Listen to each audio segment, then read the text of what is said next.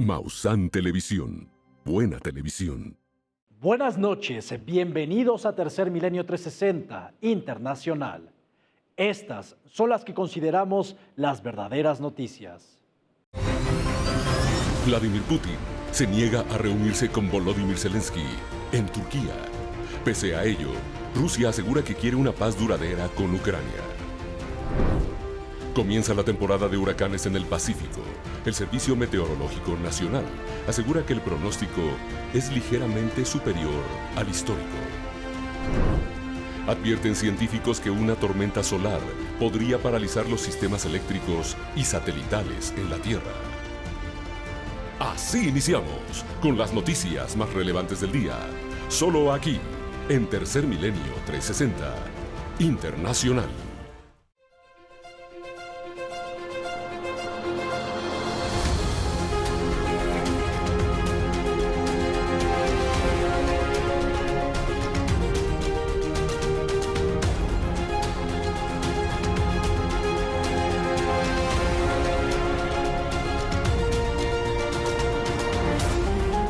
Ahora, Tercer Milenio 360 Internacional, con Sebastián Maussan. El día de hoy habían sido convocados el presidente Volodymyr Zelensky de Ucrania y Vladimir Putin de Rusia a reunirse en la ciudad de Estambul, en Turquía, para llevar a cabo conversaciones de paz en la guerra de Ucrania. Sin embargo, Vladimir Putin no se presentó a Estambul, ya que se rehusó a reunirse con Volodymyr Zelensky. Rusia dice que quiere la paz con Ucrania, pero con estas acciones demuestra lo contrario.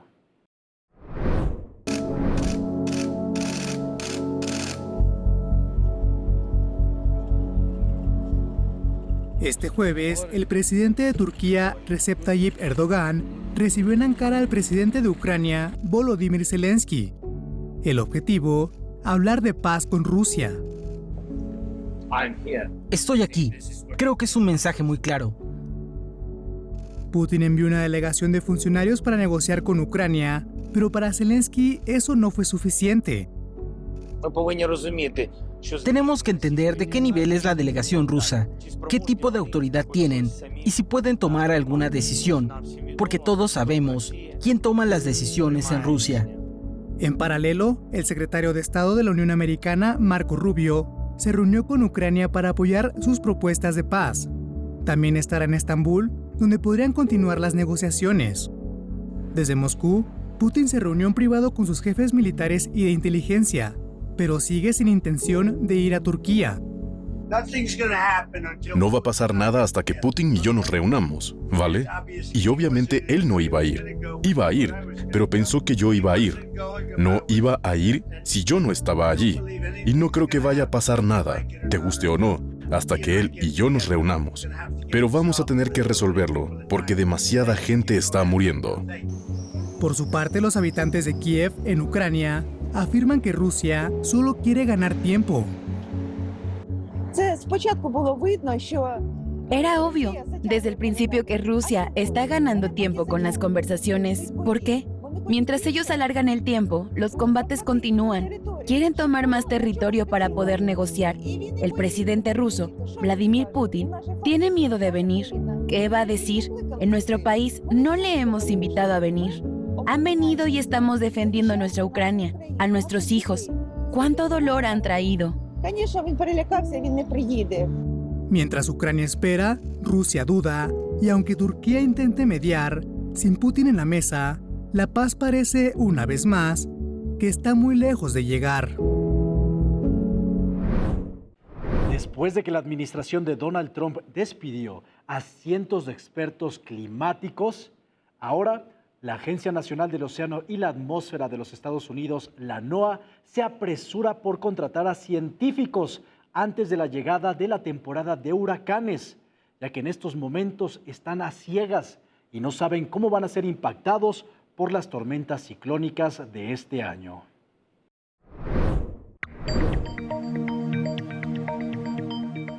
La Administración Nacional Oceánica y Atmosférica y su Servicio Meteorológico Nacional buscan cubrir 155 vacantes críticas antes de la temporada de huracanes. En medio de preocupaciones sobre la escasez de personal, tras los recientes recortes de la fuerza laboral federal ordenados por la administración de Trump y que provocaron el despido de 250 de 500 empleados en la dependencia. El Servicio Meteorológico ofrece asistencia de reubicación al personal calificado de la NOAA, dispuesto a transferirse a ubicaciones de alta prioridad. Estas ubicaciones incluyen las áreas costeras de Texas y Luisiana, que se encuentran bajo una amenaza significativa de huracanes este año. La Administración Oceánica se negó a proporcionar cifras detalladas del personal, pero confirmó que actualmente está contratando. Sin embargo, declaró que el Servicio Meteorológico está preparado para satisfacer las rigurosas demandas de la temporada de huracanes y continuará priorizando la seguridad del pueblo estadounidense. Los esfuerzos del Departamento de Eficiencia Gubernamental provocaron el despido de 250 empleados del Servicio Meteorológico, el cual redujo el personal de la Agencia de Servicio Público a solo 300.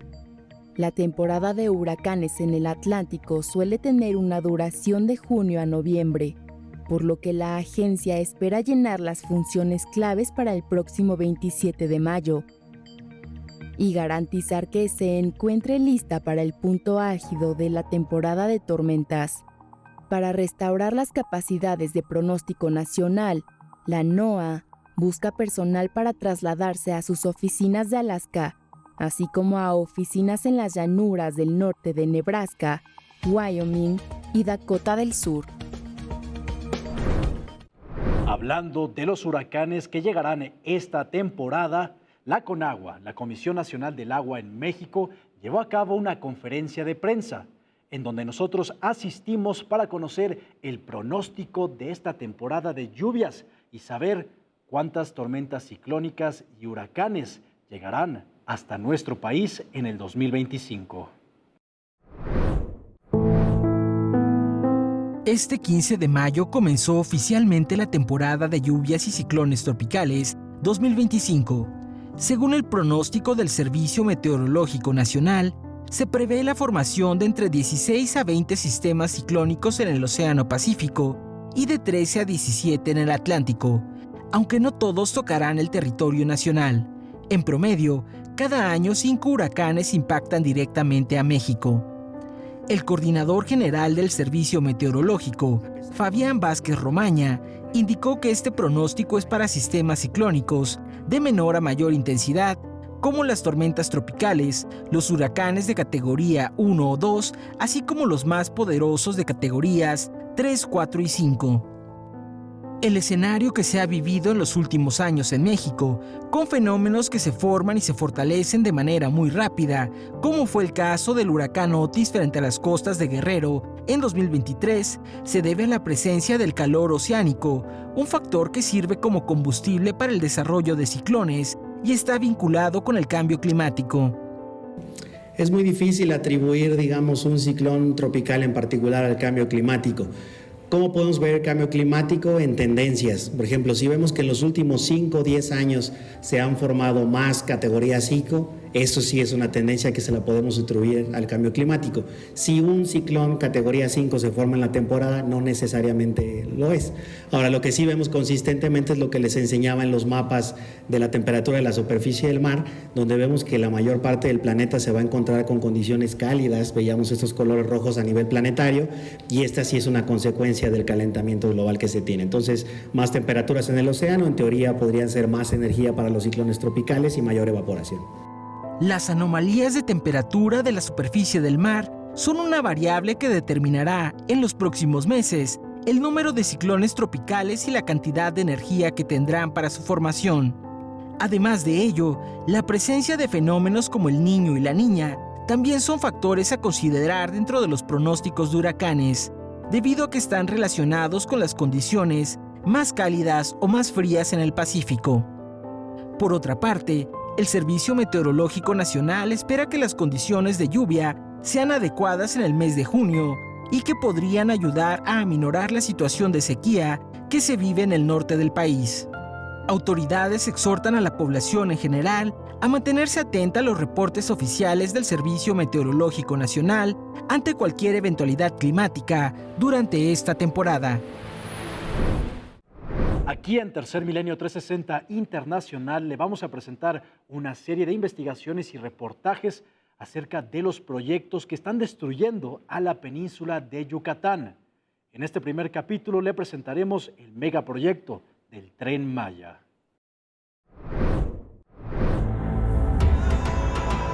La promesa de ser un gran motor del desarrollo para el sureste mexicano. 5 años después, el Tren Maya carga consigo un saldo ambiental que el propio gobierno ya no pudo seguir ignorando. En un inicio, una intención de aparentemente llevar un desarrollo a una parte del país que ha estado en un detrimento, en un olvido para un sector de la población que no ha tenido acceso a derechos básicos y que no ha visto consolidada una oportunidad de tener mejoras en cuanto al acceso a esos derechos y a sus vidas. Sin embargo, esta premisa ha resultado ser completamente falsa. Anunciado en 2018 como uno de los megaproyectos insignia, con 1.554 kilómetros por delante, con el fin de atravesar 5 estados del sureste: Chiapas, Tabasco, Campeche, Yucatán y Quintana Roo. Desarrollo turístico, económico y social, con sustentabilidad, pero con base en científicos, ambientalistas y comunidades mayas que alzaron la voz, se anunció un impacto ecológico severo, con pocas posibilidades de ser reversible. Recientemente, a principios de abril de este año, la propia Secretaría de Medio Ambiente y Recursos Naturales, Semarnat, en voz de Alicia Bárcena, reconocieron oficialmente los daños. Más de 7.4 millones de árboles talados entre 2019 y 2023. Tan solo el polémico tramo 5, que conecta Cancún y Tulum, fue responsable de acabar con 3.6 millones de árboles. Esto en cifras de carácter oficial, porque según expertos y activistas, señalan que en realidad superaron los 10 millones de árboles talados. El subsuelo de la península de Yucatán es una red de ríos subterráneos y cenotes únicos en el mundo. Y con respecto a estos, la Semarnat reconoció afectaciones de 125 cenotes y cavernas naturales. Tenemos 15,000 pilotes al día de hoy de un diámetro quizás de más de 2 metros clavados en las entrañas de la selva maya, contaminando los cenotes y el agua subterránea. Es la reserva de agua subterránea más grande que nos queda en el país, lo que está debajo de toda la península de Yucatán. La declaración del daño también llegó con opciones de reparación, un plan de restauración ambiental integral que conlleve la reforestación con especies nativas, eliminación de barreras para el libre tránsito de la fauna y protección oficial de los cenotes a través de declararlos como reserva de la biosfera. Esto es nada más el inicio, es lo que hemos advertido. El Tren Maya apenas está empezando a vislumbrar el potencial de deforestación que aún no hemos alcanzado a ver, y si no hacemos algo el día de hoy, la selva se va a continuar perdiendo y la proliferación de estos centros urbanos, de estas manchas de concreto en medio de la selva, va a continuar en completo desorden. El plan aún no tiene fechas ni presupuesto como tal, pero hay un filo de esperanza que el reconocimiento gubernamental propicie un cambio en las acciones que han ido más encaminadas a la economía que a la estabilidad ambiental. Nosotros vamos a una pausa y al continuar, la ola de calor extremo que ha llegado a México también está impactando a otros lugares del mundo, como el sur de los Estados Unidos, en el estado de Texas.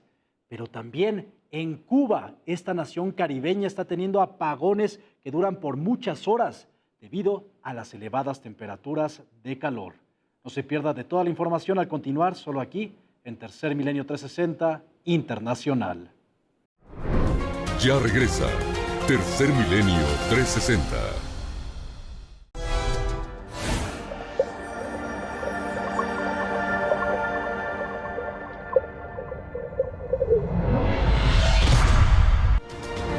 Continuamos en Tercer Milenio 360. De acuerdo al Sistema para la Medición del Cambio Climático en Europa, Copérnico, estamos en camino de que el 2025 se convierta en el segundo año consecutivo en superar la temperatura media de 1.5 grados centígrados por arriba de los niveles preindustriales. Para algunos, 1.5 grados centígrados no significa mucho, pero este cambio de temperatura trae consigo consecuencias devastadoras por el cambio climático en todo el planeta. Expertos del programa Copernicus advierten que por segundo año consecutivo, la temperatura global posiblemente superará el 1.5 grados Celsius del objetivo climático, aun cuando los científicos esperaban un año más frío por el fenómeno de la Niña, lo que es un indicador de que debemos realizar más acciones para combatir el cambio climático. Hace 10 años, durante el Tratado Internacional del Acuerdo de París, cientos de países acordaron reducir sus emisiones de gases efecto invernadero para evitar el aumento de la temperatura a más de 2 grados Celsius por encima de los niveles preindustriales, por lo que también determinaron que se limitaría a que el calentamiento global fuera de menos de 1.5 grados Celsius. Sin embargo, en el año 2024, la temperatura media global superó este límite por primera vez, ya que la temperatura alcanzó 1.55 grados Celsius más que los niveles preindustriales. Desafortunadamente, los científicos del programa Copernicus advierten que todo parece indicar que ocurrirá nuevamente durante este año. De acuerdo a la organización Berkeley Earth, este año tiene un 52% de probabilidad de ser el segundo más caluroso de la historia y un 18% de superar al 2024, a pesar de que los científicos esperaban una disminución en la temperatura por el fenómeno climático de la Niña. El fenómeno de la Niña, que terminó recientemente, no ha proporcionado tanto enfriamiento como se hubiera esperado normalmente. Un estudio publicado el año pasado reveló que si durante 3 años consecutivos la temperatura se mantiene arriba del 1.5 grados Celsius, el objetivo del Acuerdo de París no podrá cumplirse, mientras que a lo largo del mundo, la mayoría de las poblaciones del planeta ya están experimentando las consecuencias del calentamiento global. Países como Tuvalu podrían desaparecer pronto debido a que el cambio climático ha aumentado el nivel del mar y las tormentas. En el continente africano, lugares como Malawi, Zimbabue, Namibia y Zambia están experimentando sequías severas por estas alteraciones en el ambiente. Por lo tanto, esta es una llamada de atención en un momento en el que las poblaciones humanas y algunos de sus líderes parecen estarse olvidando de lo que es realmente importante: conservar la salud de la tierra en la que vivimos con el fin de que los humanos y las otras millones de especies que la habitan sigamos existiendo.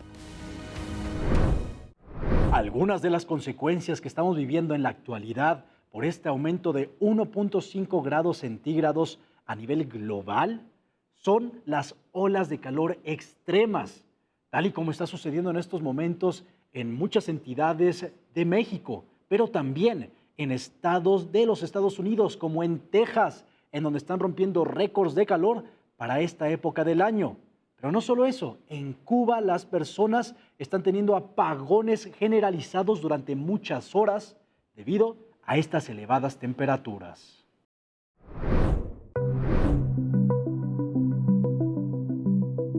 Una ola de calor podría convertir a Texas, Estados Unidos, en uno de los lugares más calurosos del planeta Tierra. A su vez, La Habana, en Cuba, sufre apagones de energía eléctrica a unas semanas de que comience el verano. La ciudad de Austin, en Texas, ha registrado temperaturas superiores a las de los lugares más cálidos en la Tierra, como el Valle de la Muerte en California. El Newsweek informó este miércoles que Texas enfrentaba una ola de calor extremo. Devni Yoga, profesor de Ciencias de la Tierra y Planetarias de la Universidad de Texas en Austin, mencionó que el calor extremo por el que atraviesa Texas es resultado de varios factores. Uno de ellos, la superficie del suelo que se encuentra bastante seca a causa del cambio climático y por ende genera calor. Hace muchísimo calor. Sí, es un poco temprano para eso. Normalmente tenemos estas temperaturas en junio, julio y agosto, no en mayo, ni siquiera a principios de mayo. Son muchísimas. Por su parte, mientras que el verano se avecina, La Habana en Cuba padece de energía eléctrica, una situación que sin duda deja a los residentes en extensa preocupación, ya que en momentos de intenso calor como la época de verano, una de las herramientas para refrescarse dentro de sus hogares, sin duda, es el uso de ventiladores. Sin embargo, sin energía eléctrica, esta herramienta es imposible de utilizar. El pueblo se siente estresado. Los apagones. No es fácil vivir con estos apagones. No es fácil. Y el horario que es, no hemos bañado, no hemos comido. ¿Me entiendes? Por los apagones. La falta de energía ya provocó el cierre de escuelas y lugares de trabajo, lo que agravó un déficit de producción profundo, que cayó de 1,9% en el 2023. Sin embargo, Cuba avanza con un plan respaldado por China para instalar más de 50 parques solares capaces de generar más de 1,000 megavatios de electricidad. Y aunque algunos ya se han instalado desde febrero, los residentes se preparan para la llegada del calor. Otra consecuencia del calentamiento global son los devastadores incendios forestales, tal y como está sucediendo en estos momentos en la provincia de Manitoba, en Canadá, en donde los expertos climáticos pronostican que esta es una muestra que el resto de la temporada de incendios forestales en el territorio canadiense serán muy devastadores. Vamos con la información. Más de 1,000 personas fueron evacuadas de sus hogares y se reportaron 2 muertos en la provincia de Manitoba a causa de un incendio forestal que arrasó el centro de Canadá el martes 13 de mayo. De acuerdo con la Policía Federal, Canadá enfrenta un inicio devastador de incendios debido a la sequía que afecta varias zonas del país. El miércoles 14 de mayo, la Real Policía Montada de Canadá confirmó la muerte de 2 personas en la comunidad de Lac-du-Bonnet, en Manitoba, una de las provincias que experimenta fuertes condiciones calurosas y secas.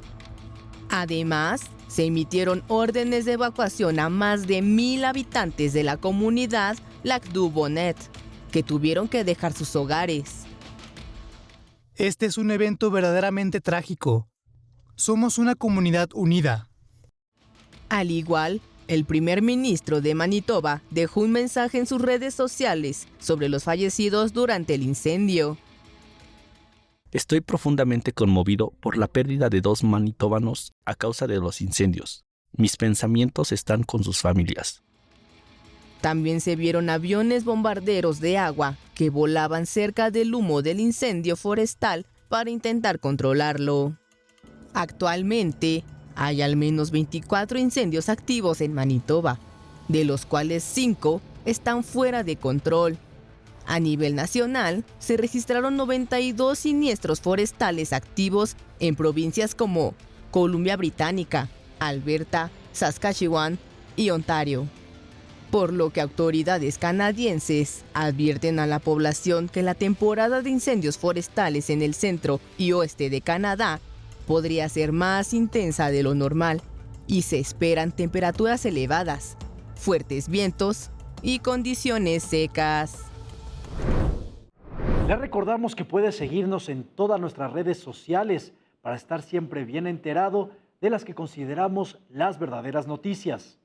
Nosotros vamos a una pausa y al continuar le vamos a presentar al hombre que se ha convertido en súper inmune al veneno de serpiente, después de haber sido mordido más de 100 veces por serpientes venenosas. No se lo vaya a perder, solo aquí en Tercer Milenio 360 Internacional. Ya regresa Tercer Milenio 360.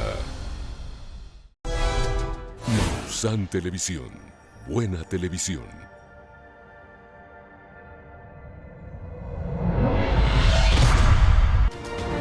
Continuamos en Tercer Milenio 360.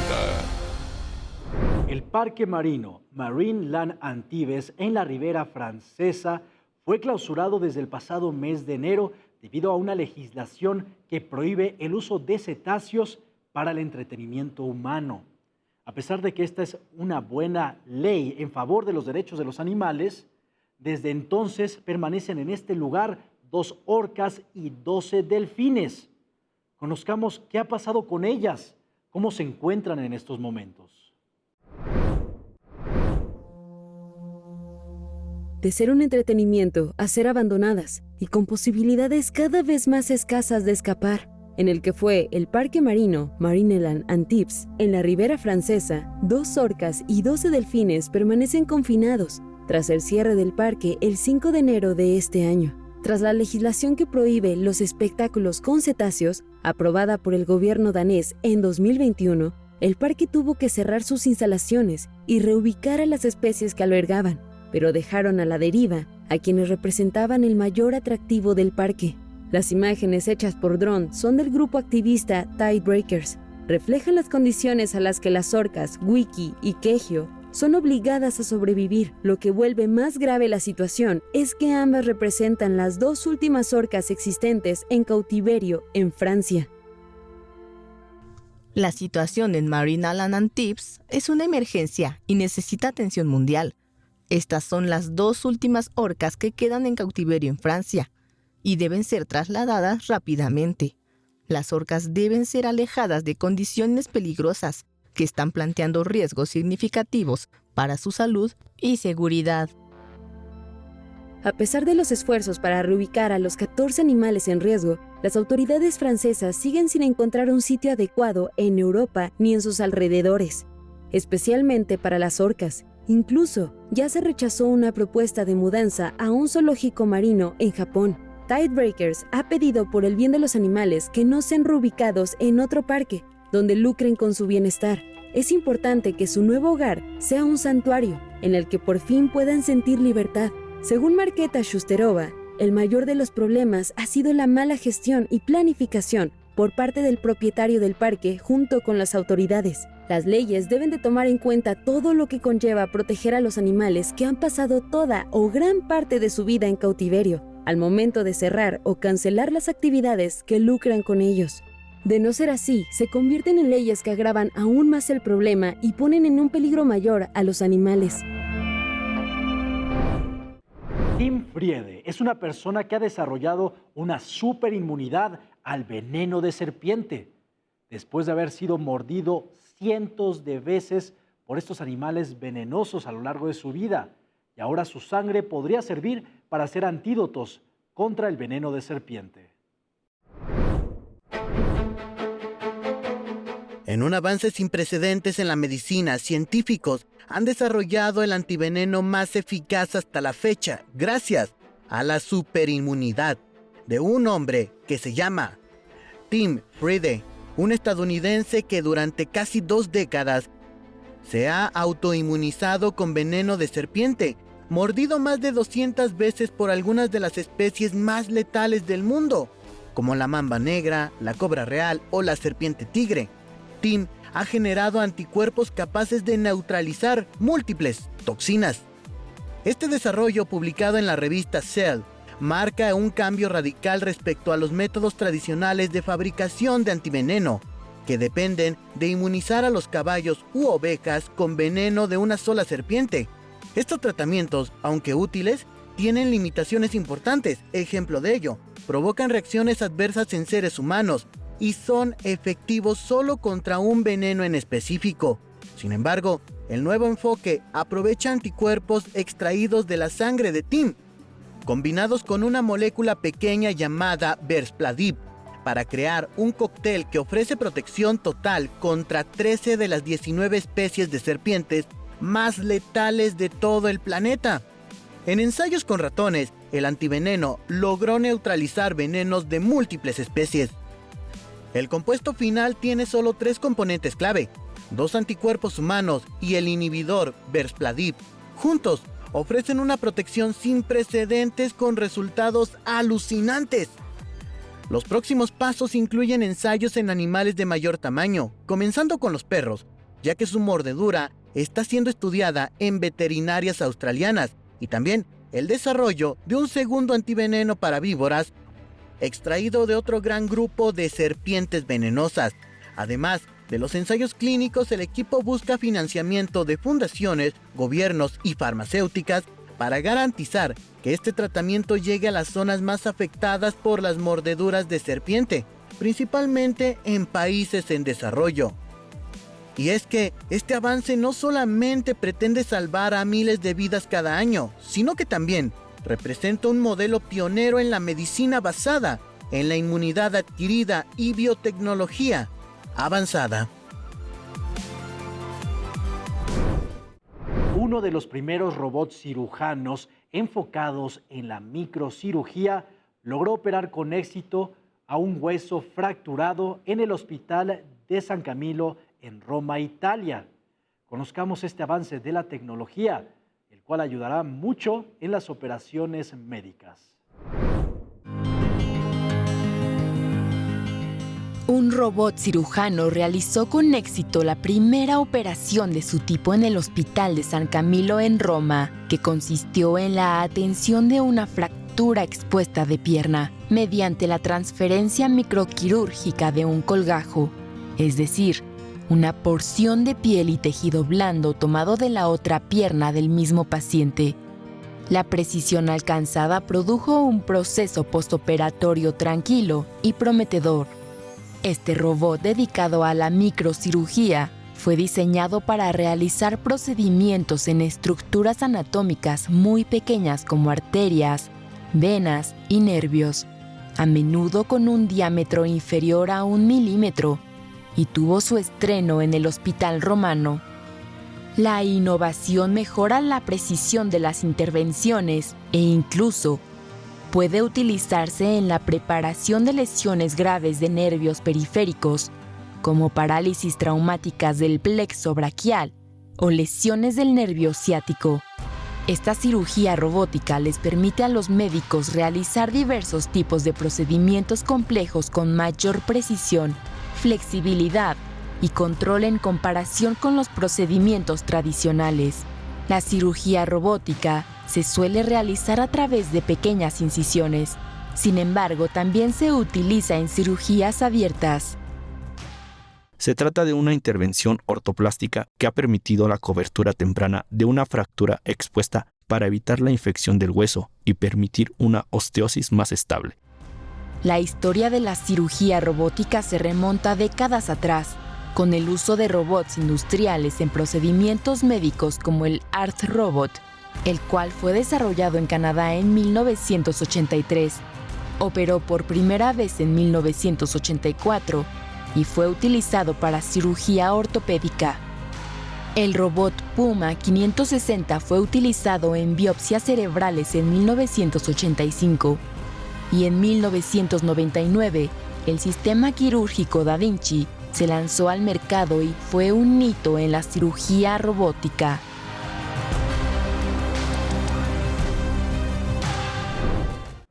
Ahora vamos a las breves de Tercer Milenio 360 Internacional. Tercer Milenio 360 Internacional informa. Donald Trump dice que se acerca a un acuerdo con Irán para que no puedan tener armas nucleares. El presidente estadounidense reafirma que ese es el único punto, muy simple, que Estados Unidos exige para un acuerdo. El republicano habló en Doha, en el marco de su gira regional por Oriente Medio, en donde señaló durante un encuentro con inversores que, según las últimas informaciones, Irán como que ha aceptado los términos para un acuerdo. Ellos no van a hacer lo que yo llamo en forma coloquial polvo nuclear, uranio enriquecido. Quiero que ellos tengan éxito, que terminen siendo un gran país, francamente, pero no pueden tener un arma nuclear.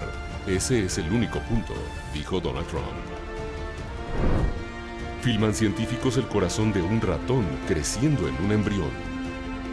Científicos británicos han capturado imágenes en 3D sin precedentes que muestran las primeras etapas de la formación del corazón en el desarrollo de embriones de ratón. En un estudio publicado en The EMBO Journal, Los investigadores del University College de Londres utilizaron una microscopía de lámina de luz de vanguardia para rastrear células individuales durante un periodo de 48 horas. Desde un hito clave del desarrollo conocido como gastrulación hasta la aparición del corazón primitivo. Vamos a una pausa y al continuar, científicos advierten que la próxima tormenta solar en impactar contra la Tierra podría paralizar a nuestros satélites y los sistemas eléctricos de nuestro planeta. No se lo vaya a perder al continuar en Tercer Milenio 360 Internacional. Ya regresa Tercer Milenio 360. Maussan Televisión. Buena televisión.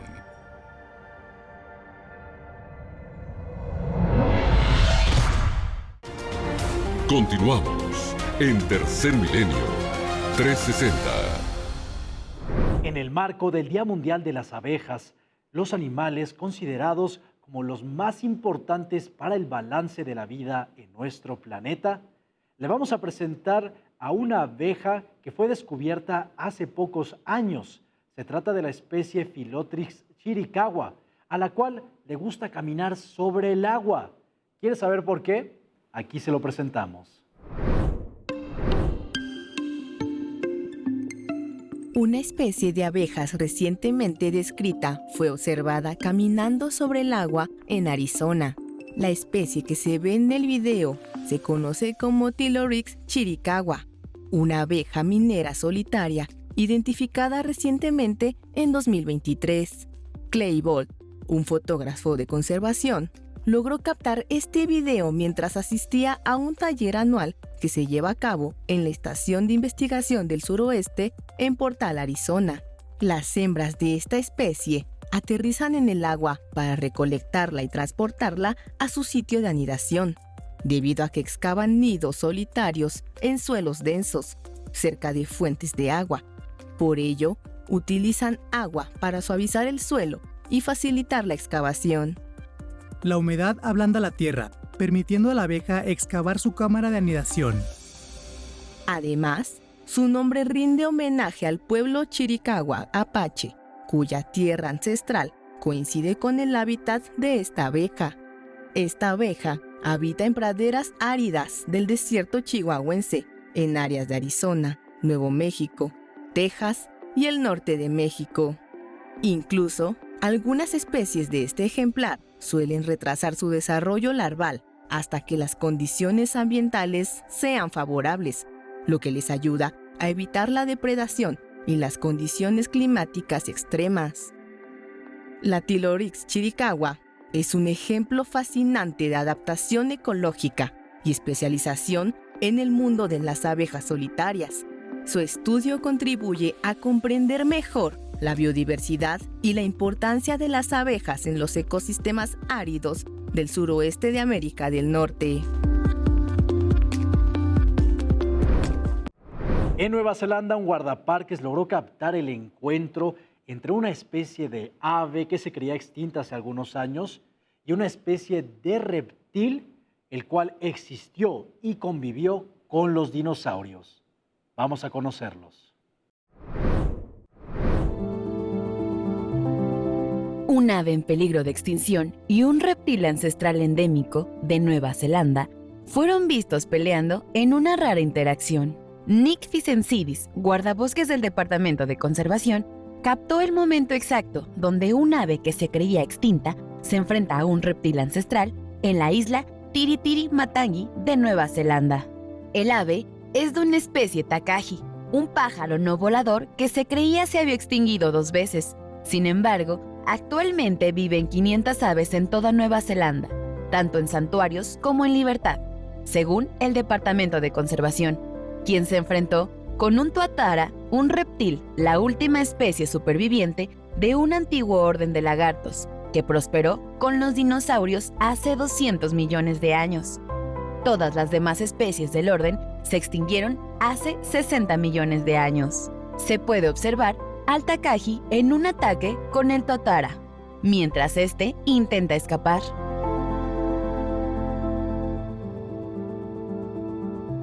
Lo seguí colina abajo y el tuatara les dio un par de mordiscos. Así que el Takage retrocedió y se escabulló bosque arriba. Un hecho que sin duda deja conmoción en los espectadores. Una especie que se creía extinta y otra ancestral, sin duda, algo extraordinario.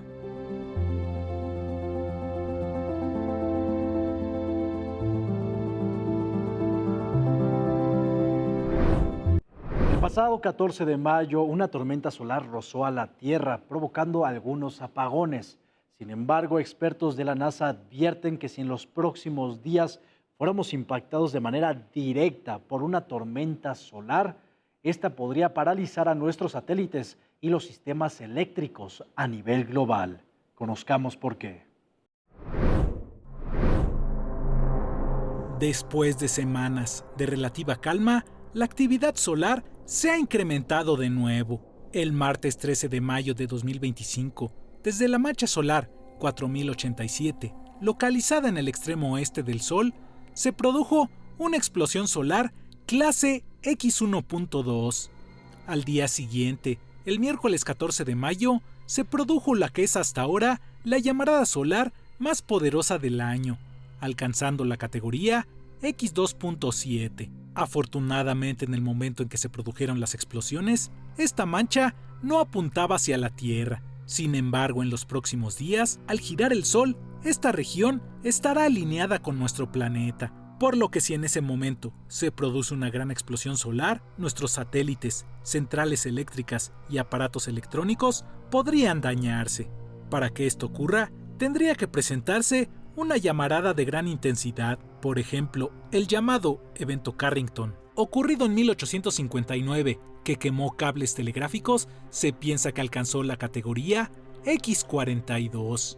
De acuerdo a la NASA, nuestro Sol se encuentra ya en el pico de su actividad, en su ciclo de 11 años, por lo que llamaba la atención la calma que se observó en los primeros meses de este año. Además del ciclo solar de 11 años, existen otros ciclos más largos, como el llamado ciclo de Gleisberg, con hasta 100 años de duración, y el de Suez de Brise, de 210 años, lo que podría explicar la relativa baja actividad del Sol a pesar de encontrarse en un máximo solar. Las partículas que expulsó el Sol en días recientes provocaron fallas en las comunicaciones por radio de onda corta en varios continentes y un apagón por 10 minutos en las señales de alta frecuencia en Oriente Medio. Este tipo de fenómenos naturales han existido desde la más remota antigüedad. Prueba de ello es el reciente descubrimiento realizado por científicos de la Universidad de Oulu en Finlandia, quienes tras estudiar los anillos en antiguos árboles, descubrieron que en el año 12.350 a.C. se produjo la tormenta solar más poderosa de la que se tenga registro. Según los científicos, esta antigua explosión solar, que ocurrió hace más de 14.000 años, fue 500 veces más poderosa que una tormenta de partículas ocurrida en el año 2005, que es considerada la más fuerte desde que tenemos satélites artificiales orbitando nuestro planeta. Matthew Brown, un ex agente del Pentágono, quien participó en el programa Constelación Inmaculada para investigar a los objetos voladores no identificados, da a conocer que el mismo gobierno de los Estados Unidos ha estado saboteando las audiencias públicas para la desclasificación ovni extraterrestre. Aquí su testimonio.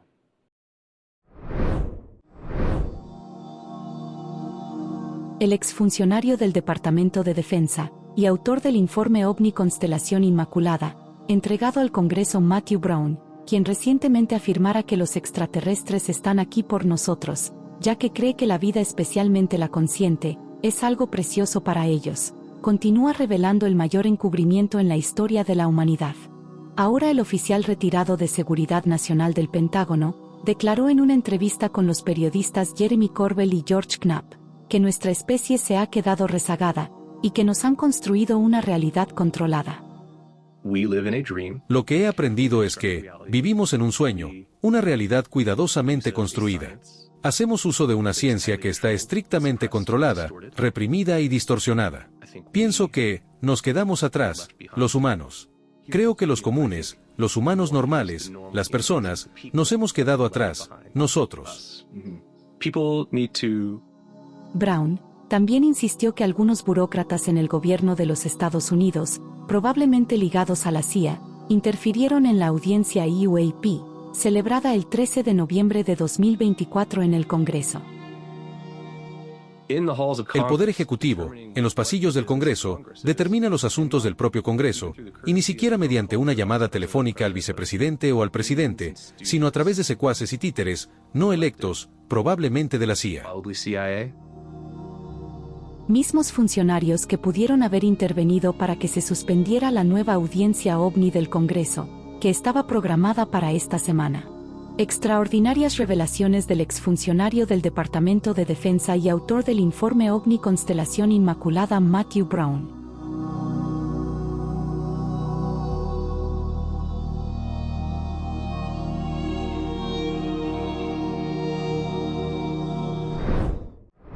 Lo invitamos a que no se pierda de nuestro noticiero matutino 360 Primera Edición, de lunes a viernes a las 8 de la mañana.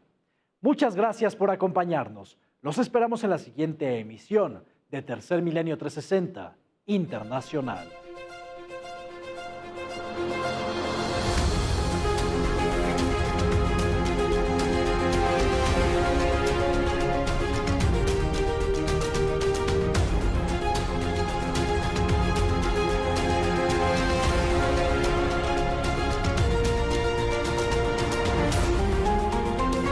Esto fue Tercer Milenio 360.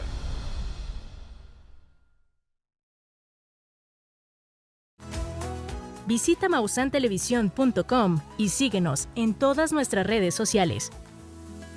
Mausan Televisión, buena televisión.